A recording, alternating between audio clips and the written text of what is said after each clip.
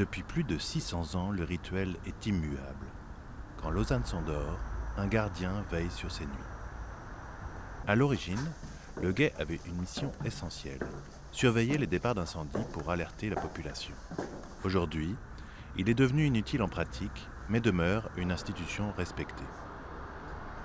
Ce qui fait la spécificité du guet à Lausanne, c'est surtout la longévité et la durée ininterrompue de son existence. Les premières traces écrites datent de 1405. De 22h à 2h du matin, hiver comme été, le guet fait le tour de son clocher et crie les heures, comme il l'a toujours fait. C'est le guet, il a seul et 11, il a seul et 11. Au fil du temps, le guet est devenu une figure de la nuit. On peut avoir des soirées tout à fait calmes et plutôt solitaires, on va dire.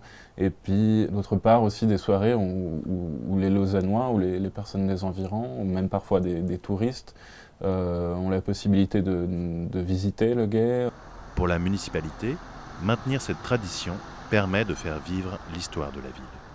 Lausanne est une ville qui s'est beaucoup développée au XIXe siècle notamment et qui du coup a aussi perdu toute une partie de son patrimoine médiéval parce qu'il a été détruit pendant ses développements.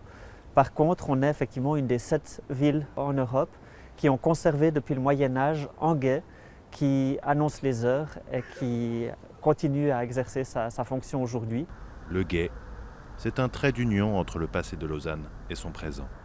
Un patrimoine à taille humaine qui permet de se rappeler du temps qui passe.